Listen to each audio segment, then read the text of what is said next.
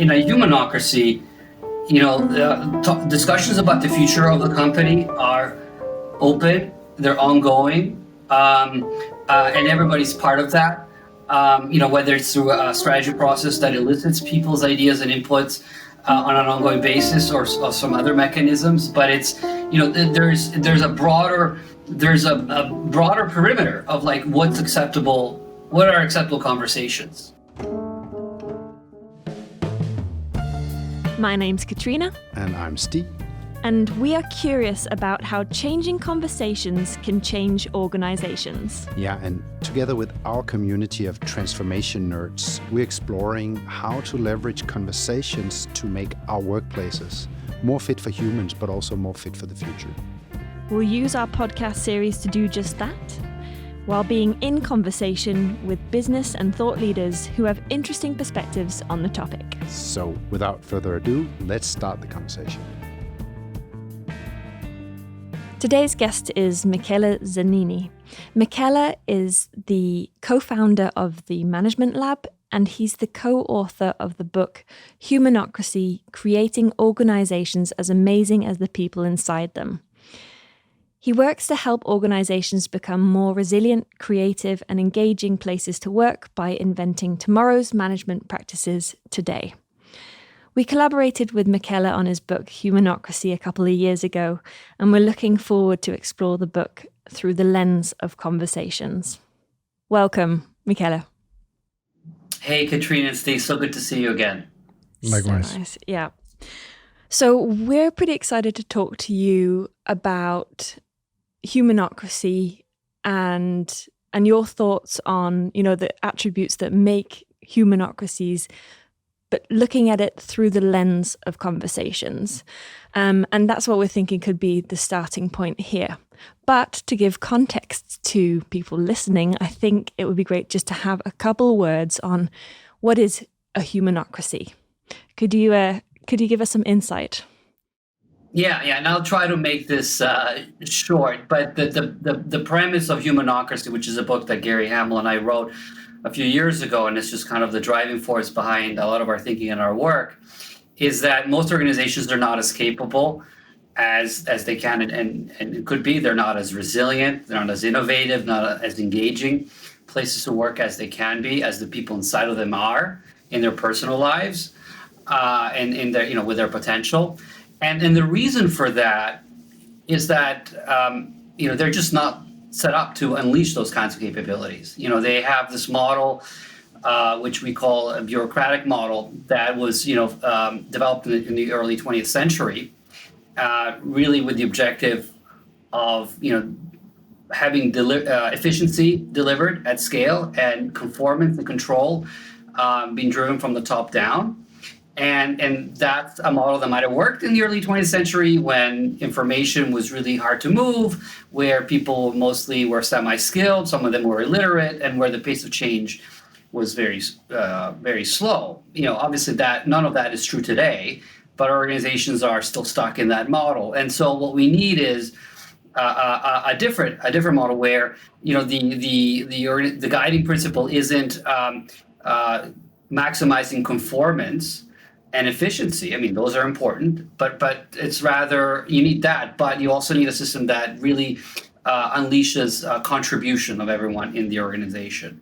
And for that, we need a different organizing paradigm, one that is far less authoritarian, far less top-down, and far less, driven by formal processes and procedures. I mean, those are important, so we're not saying we have to get rid of all of that.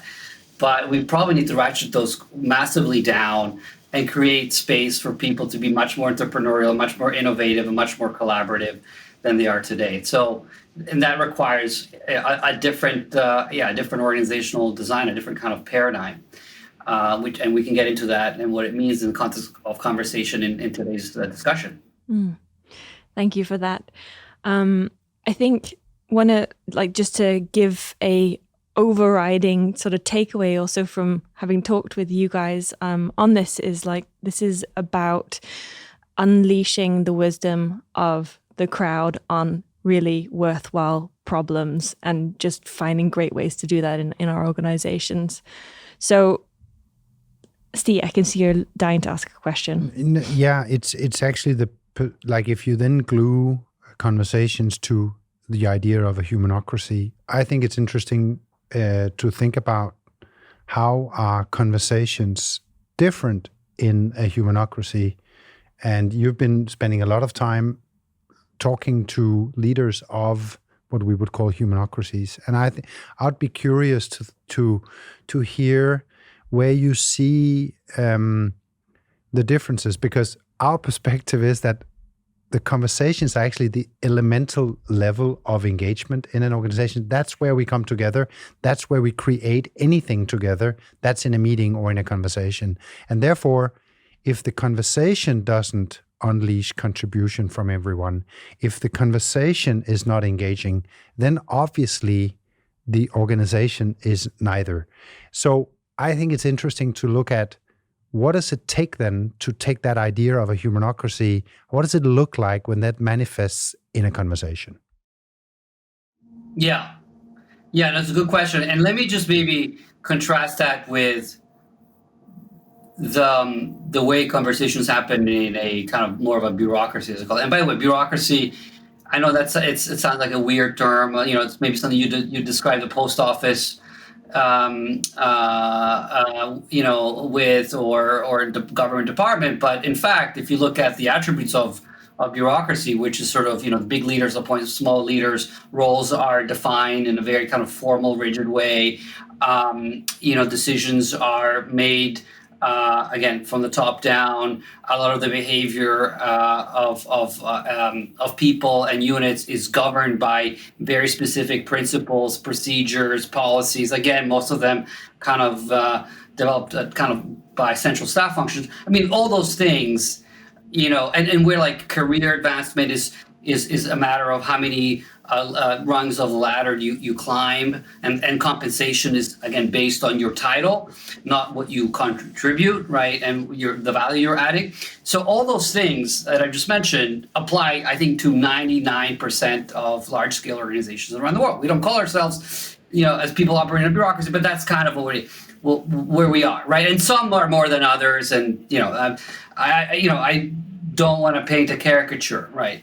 But if you boil it down, though, like, in a bureaucracy, how does conversation happen? Well, that is really guided by a couple of assumptions about where values resides and how value gets created. And again, this is kind of maybe a caricature, but I think it's an important contrast. In a typical kind of top-down bureaucracy, the assumption is there are some people who are wise and skilled, uniquely wise and skilled, who sit at the top of the organization. They see things others don't see. They have expertise to aggregate all these signals and make and plan out the system so that it's optimal. They can optimize the system, right? And they just take information from inside the company, maybe outside, and just process all of that, and then lay things out for people to do. And that's how you develop the processes, the procedures, the direction, and all of that. So in that kind of a system, you're almost minimizing the need for conversation. You're minimizing the need for interaction, because what is the conversation you need to have if you can figure everything out from the top down? Right.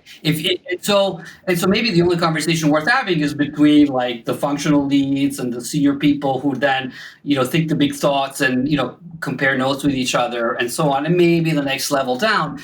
But fundamentally, the assumption is 90% of the company, like, they just need to keep their head down and execute. And maybe they need to have a conversation with each other and their team to deal with daily issues, daily tasks, and whatever. But not certainly about strategy, not certainly about the future, not certainly about like changing these standards, rules, procedures. That's someone else's job. That's why people at the top get paid the big bucks, because that's what they need to figure out. So the quality of conversation happening inside of bureaucracy is for most people it's very kind of tactical.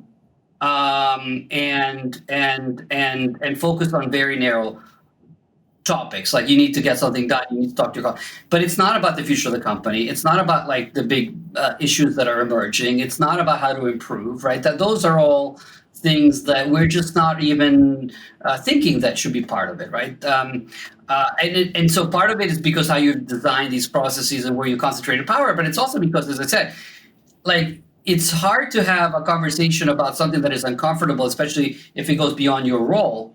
If it's because, typically the way you have that conversation in a traditional organization is with your boss.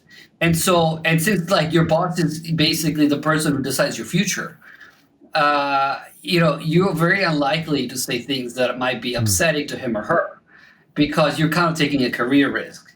Yeah. So even some conversations that you could have are not happening because of how you've structured how people advance and get recognized in a company. So that's, I think, the way like most organizations are set up to run and the kind of conversations that they naturally produce, which, back to your point, Katrina, end up not maximizing collective intelligence. Even you're basically, you are probably capitalizing on 20-30% of the insights and the information and the exchanges that you could have.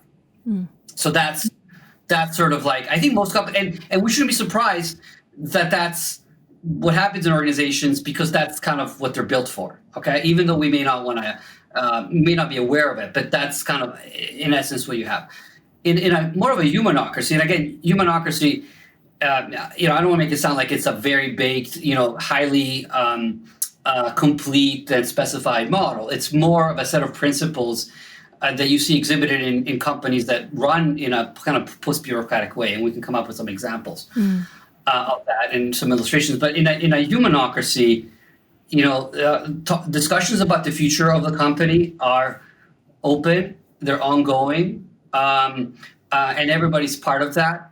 Whether it's through a strategy process that elicits people's ideas and inputs on an ongoing basis, or some other mechanisms, but it's there's a broader perimeter of like what are acceptable conversations, right? Yeah. For everyone to have, right? Everybody is expected to think strategically and contribute to the strategic evolution of the company, which means having ideas, issuing, exhibiting concerns, whatever it is. So the future and direction of the company is up for debate, and everybody's part of that conversation. Conversations about improvement and rules and procedures that need to be followed to improve performance. Again, that's a conversation that is much more broadly had and really is driven by those in the front line, right? Who have the context, who have the experience with the client to know what works and what doesn't, right? So they're the ones who are driving standards and rules and procedures and improvement opportunities, not some people, like 4 or 5 levels removed who, base their decisions. So it's what the kinds of conversations that happen in Humanocracy are much broader in scope. They're much more ongoing. They're much more participative. And the other thing that I would say, and then I'll stop because I don't want to make this like a monologue, but they are voices backed by power, in the sense that people that are having conversations have the responsibility to make sure that those conversations lead to to something concrete. Because you want the conversation to be two-way, right? And for a conversation to be two ways, you need to have the ability to do something about it. And one of the things that drives me a little crazy about this stuff about employee listening, which you hear so much about these days, is that which are trying. I think people are trying to have more voice coming from the employees, and they want to have a conversation with employees about what needs to be fixed. But the whole idea of employee listening, the way it's framed, is very one way. Like, we're listening to you, right? And we might do something about it. But to me, like, listening is part of what, part of an important part of a conversation, but certainly, there's more to a conversation than just listening to someone else, right?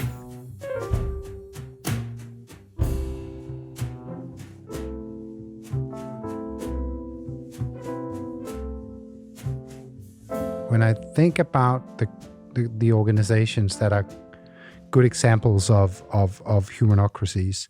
It felt as if a couple of things stood out. One was you're trying to make everyone or every team or department accountable not to their boss, but to the wider organization and the customer. So there's something about you not having your boss but having the peers and the other teams accept it. So it's actually a much more profound responsibility than talking your boss into a yes. That's one thing.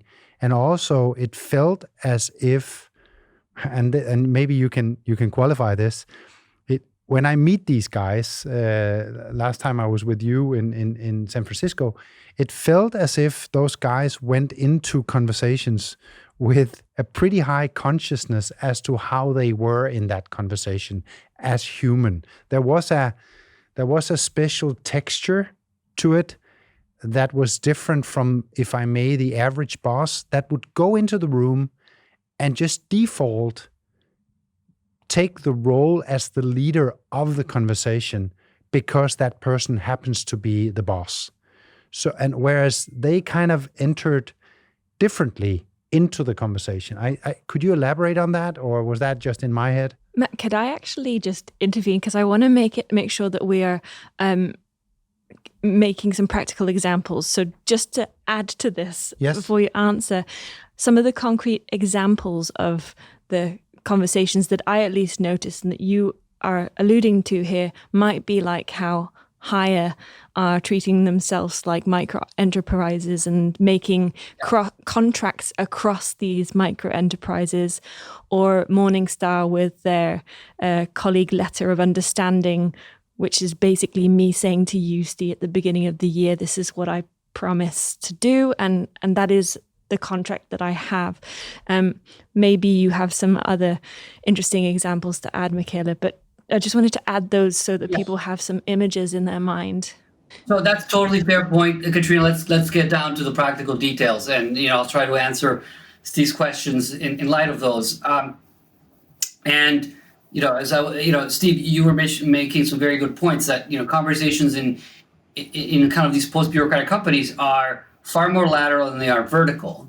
And they are not conversations for the sake of just having chit chats with your colleagues and venting and so on. But that's how you solve problems. That's how you make progress through conversations where you are, because the organization is more horizontal. That's kind of the only way you do that. And let me just give you an example. And we can come back, Katrina, if you want to hire and Morningstar and so on. But one of the ones that popped in my head as you guys were talking is Nucor. They are a steel maker. They have about 30,000 employees. The company was founded, back to what I was saying earlier, on the premise that the genius of the organization is distributed in the periphery.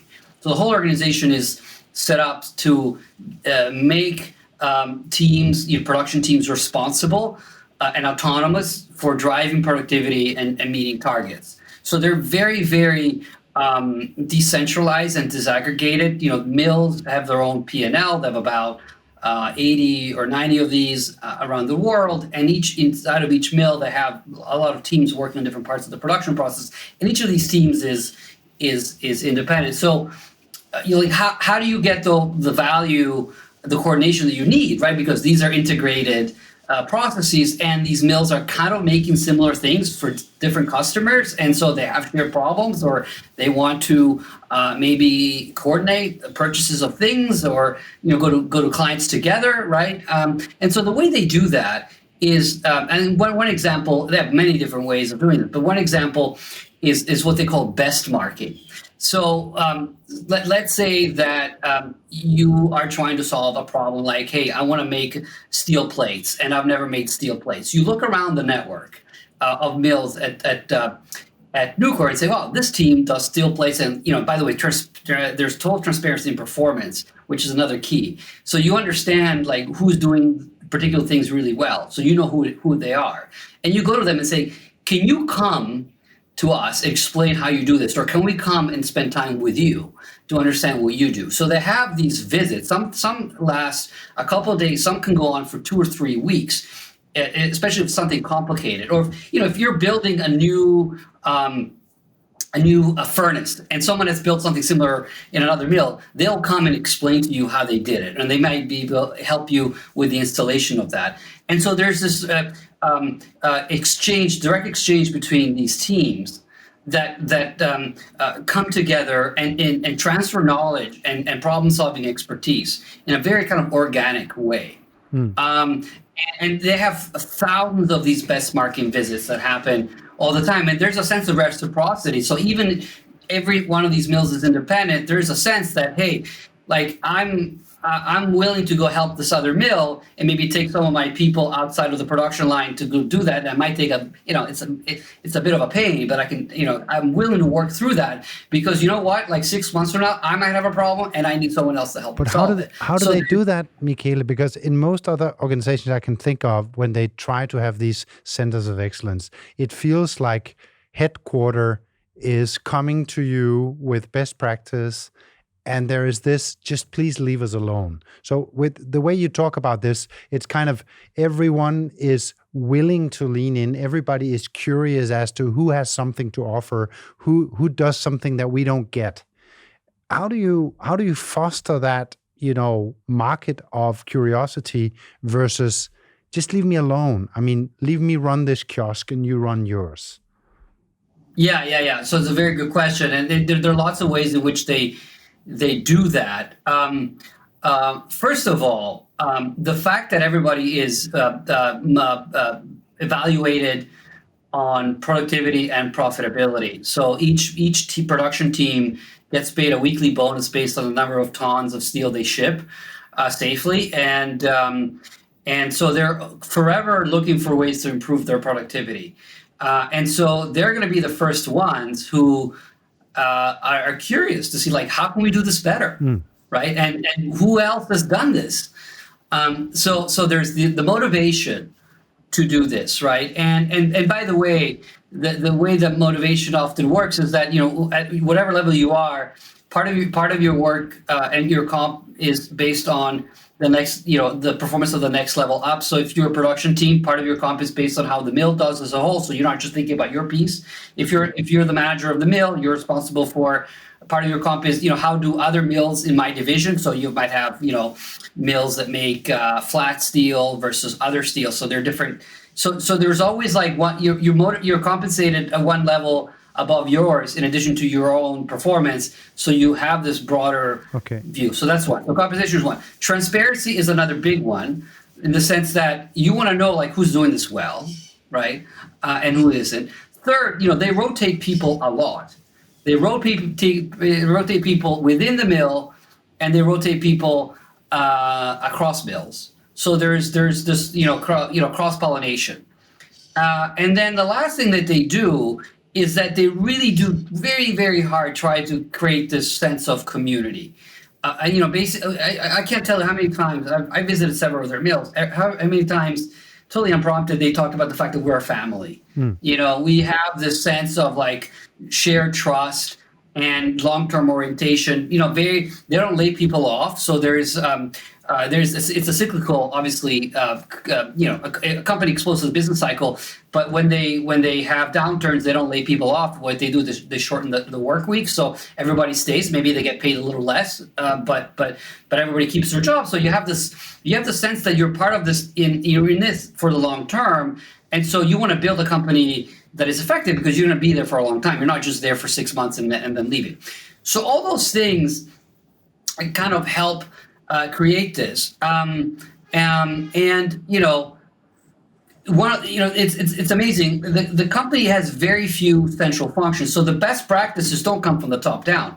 Like, I actually visited their headquarters in North Carolina. I had a hard time in the suburbs of Charlotte. I had a hard time finding it because, you expect a company with 30,000 people, $25 billion in revenue to have this palace, right? It's like 2 floors of this, like, nondescript building next to the regional Coca-Cola bottling company, and the interesting thing is that it would tell you, we don't have. It's not that we don't have a chief technology officer or a chief whatever officer. We do. It's basically everybody, Yeah. right? So they're distributing that responsibility. Another example, and then maybe we can turn to others, is how they do safety audits and compliance. They don't have a compliance department. They don't have a safety department. They have the best safety record in the industry. And the way they do that is they have plants, and people from one plant visit other plants, and they're the ones doing the benchmarking. They're the ones writing up infractions or things that they could improve. And and it has two amazing advantages. One, people who do the similar work are probably the best place, right, to tell you what you're doing wrong, as opposed to someone who doesn't do that every day and who's like sitting in an office and flying around. And second, you're much more willing to take feedback from your peers who are much more credible than some white collar, right? So that's how they've engineered this kind of layer of conversation and discussion that is very horizontal, that doesn't require this superstructure, right, from the top. Yeah. That's cool. And it's much richer. I've just been writing these down as well because I kind of just want to revisit in terms of like the summary points and just in terms of giving it a shot here, because what I hear is what they've done is, firstly, in terms of the conversation that they stop having, is a lot of management / talking with bosses and going through an upper layer is being removed. So that's one thing. Another thing is that metrics drive the conversations that we'll end up having. So that also speaks to how can we as organizations, as leaders, incentivize the conversations that will help us move in the direction we want to go in. The third thing I heard you say was something about transparency, and that is maybe opening up conversations that you maybe otherwise wouldn't dare to be opening up. For example, making performance transparent. And the last thing I'll just add to this, the fourth point, is around community and creating closeness in the environment, which kind of encourages a different kind of conversations by proxy. So those that's a great summary. That's great. I would say just two quick things on that.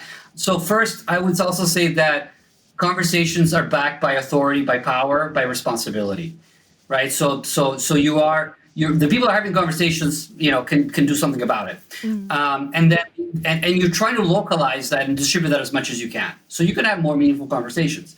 And the one about metrics, I think, is such an important point, Katrina, because in a way, like, metrics are often used as a way to avoid or do without the conversation. Because, like, why do you need to talk to someone? You just have the data. That you manage through the data. You don't have to talk to them. And instead, it's not like these companies don't have metrics, but the metrics are weaved into an organizational structure that allows those people that are looking at the metrics to do something about them, right? And to be accountable. Accountability is funny. It could have two meanings. One, responsible. The other one is able to be counted. And in most companies, accountability means the latter. You're just counting things. No, in these companies, accountability, you have the metrics, but you also have the responsibility to do something with that, right? And that's what makes metrics and conversations not like at odds, but actually, a very powerful kind of mix.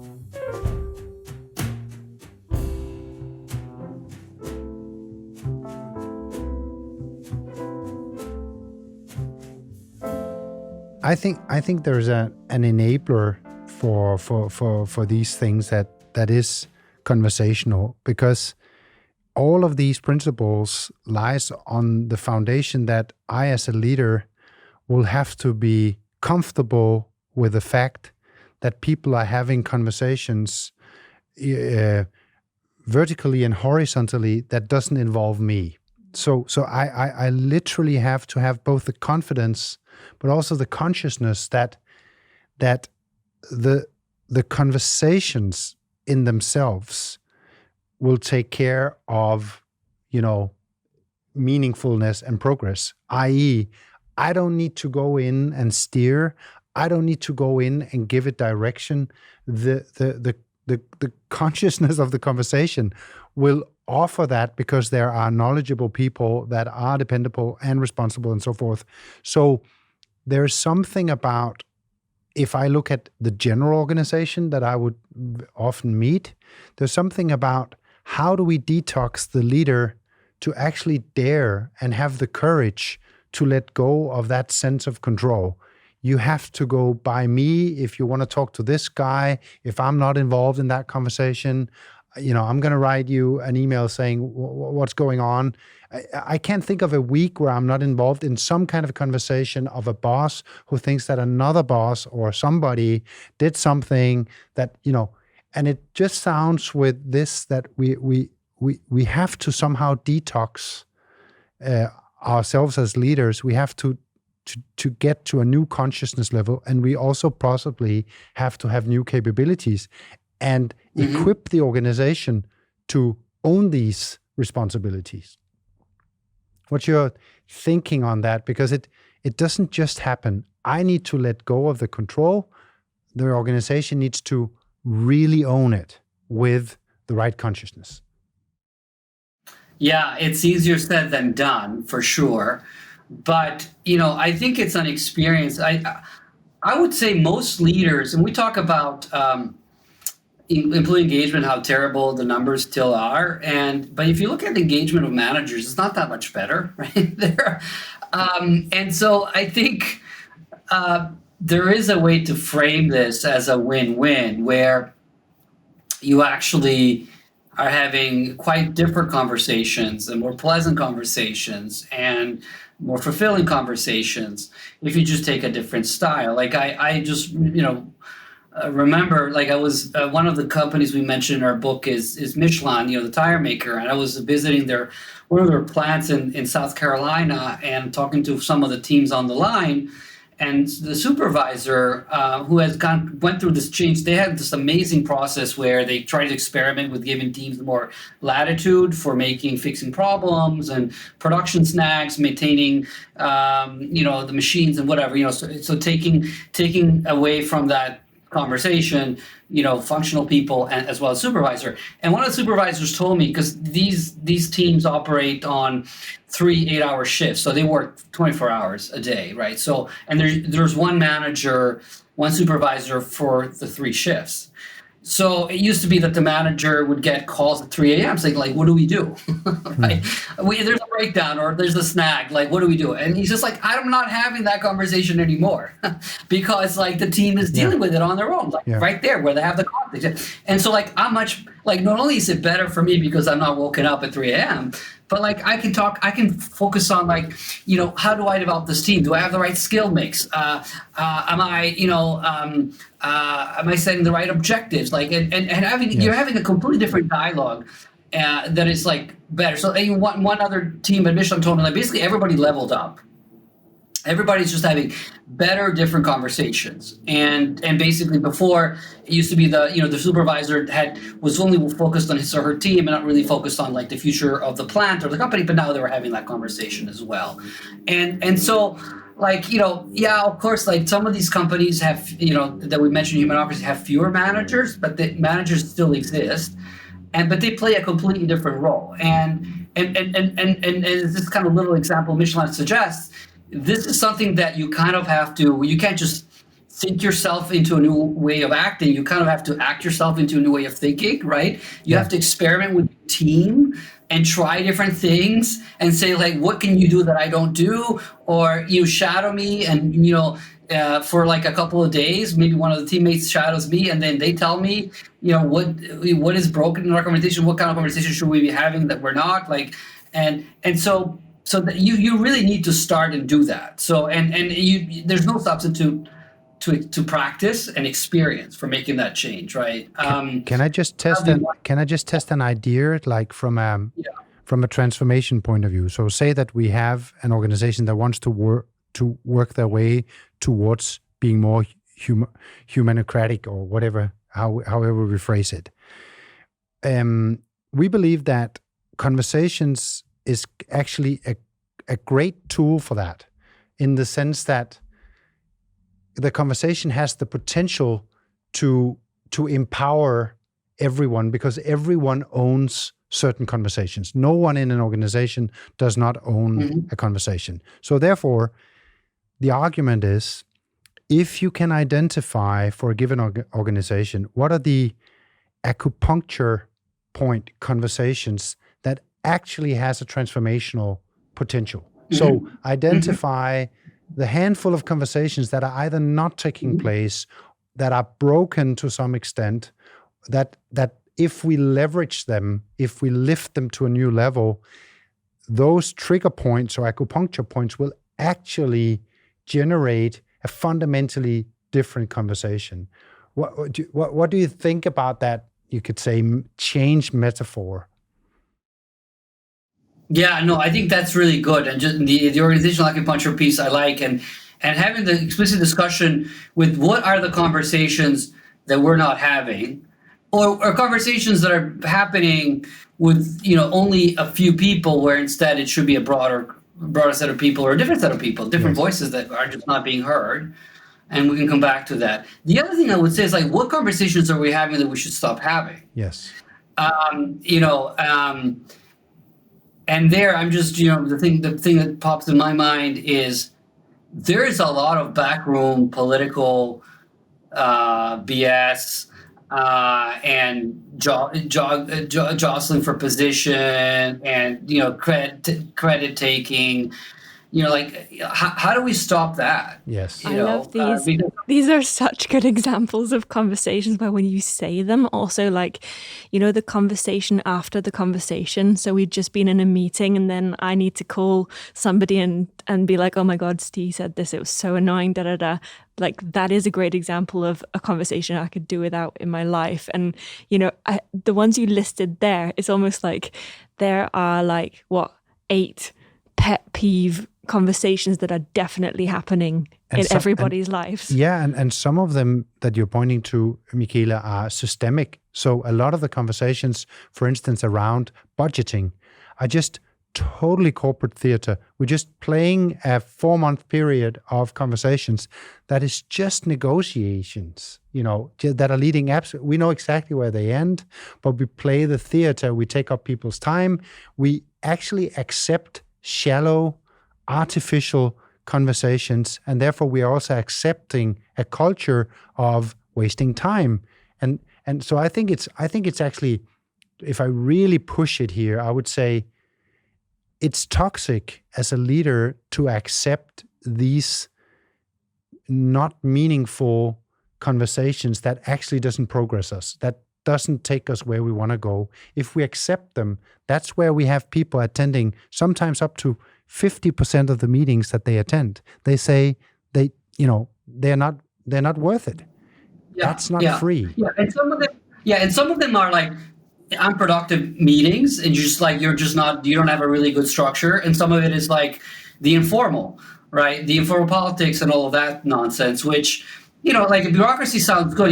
It's a very formal organization, but then, we're not robots. We're human beings. So we're social animals. So if you kind of repress that from the formal organization, it's going to bleed into the informal and may take forms that are not very, very helpful. So, by the way, on how do you do these meetings and how do you make sure they're productive and meaningful conversations? I love the approach that Buurtzorg, a company that we mentioned in the book, they're a Dutch home health services company of about 16,000 nurses and home health assistants. They're the largest provider of those services in Holland, and they are just a self-managing organization with very few managers. All the conversations are horizontal and so on, but everybody's taught on how to have those conversations with peers. Mm-hmm. And there's a system that everybody's trained in. I consulted this before our conversation today, and it's a lovely book. I don't know if you can see it. Self-management, how does it work? It's these two people, Astrid Vermeer and Ben Wentig, and they've detailed a whole process for doing this. So you can teach this as a skill. Because there's nothing worse than sort of saying, let's open up the conversation, but not give people the tools to have good, productive conversations with each other. And so it's something you can teach people, right? And so that's something that gets lost. Nice. So that would be, but let me just say a couple of points where sensitive points for the acupuncture. I do think that strategy and the direction of the firm is one. Like, make that a company-wide conversation. Have a dialogue, or maybe start with your team. You don't have to go and get the CEO's approval, but within your division, within your business, you just have to talk to people like, what are the incipient threats that we're not seeing, that are not on our radar? What are you seeing that we should do and we should tackle? What priorities? What do you hear? What are things we're not exploring that we should? And then build that into the process of developing a strategy. And again, you can teach people to kind of be thoughtful in responding to you. So it's not just opening up the floor and hoping for the best. And there are all sorts of technologies that can be also developed for this, or it can be harnessed, and we can get into that. But to me, that's like number one. Like, make everybody part of the strategy conversation. Certainly for improvement, operational improvement, maybe some of the stuff we were talking about at Newport. Make that. Again, create these horizontal communities, give them some authority and some discretion for fixing problems on their own, as opposed to having it. And then the last one, I would say the performance review, which I don't think anybody, you could just keep reading these articles. Now it's fall, and you always have these articles every year that come like literally at this time saying the performance review process stinks, because that's what people are going through right now. Yet we still continue with the same approach. How do you make that the performance review process, much less of a top-down assessment of someone's performance, but more a conversation, which doesn't mean that you're not rating people or making people accountable for performance. It's not just about development. But how do you make the process of assessing performance a conversational process, as opposed to one that is driven top-down by your manager based on a few milestones that you hit or you didn't hit? So those would be three big ones for me.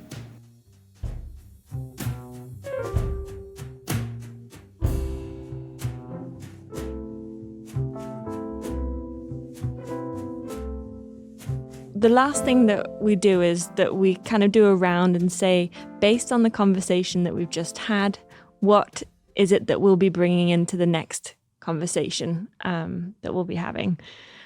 I can share my thought first, which is when I talk to you, Michele, I get the kind of the systemic lens on stuff, which makes me reminded that if I think a conversation sucks, probably somebody else does too. So it gives me a little kick to be like, okay, well then I should not do that. I like kind of taking that onto myself. Like, I hold the responsibility to not do those conversations that I know suck for everyone. So thank you for that little reminder. What about you, Steve? Yes, a lot of things. I have many notes here in front of me. The one thing that kind of sticks with me is the idea of to get to organizations that, are as amazing as the people within them, which is the subtitle of your book. I think one very concrete things we could do from a systemic point of view is to 10x the number of horizontal conversations we're having, really, because that is actually the detoxing, that we enable more horizontal conversations, and we maybe design them because there is not an organization that doesn't suffer from siloing. And why is that? Well, it's a broken conversation. So I think that's one thing I would take into my work. That is, how do I 10x our horizontal conversations? What about you, Michele? Yeah. Well, for me, it was actually very interesting to talk to you guys. I really like your framing. I never really thought about it this way. What are the conversations that we need to have, and what conversations are we not having? Which one should be stopped? So it's a very interesting lens. So in my next meeting, especially with clients, I'll try to really think about that. I mean, position it as that, because it is a very tangible kind of expression of choices we make about the underlying organization, and it may be more less theoretical, more practical a way to talk about it than, hey, let's just change the strategy process. No, how do we make strategy an ongoing conversation with everyone in the firm, for instance. So I really like that, and I thank you for framing our discussion around that idea. Thank you so much for joining us, Michele. Thank you so much. Hey, always a pleasure. I hope we can do this again soon. Same. We will. See Take you. care.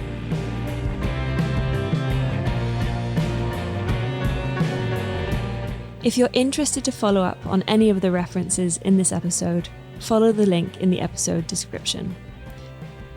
Thanks for listening. Remember, you're never not in conversation, so stay curious out there. See you next time.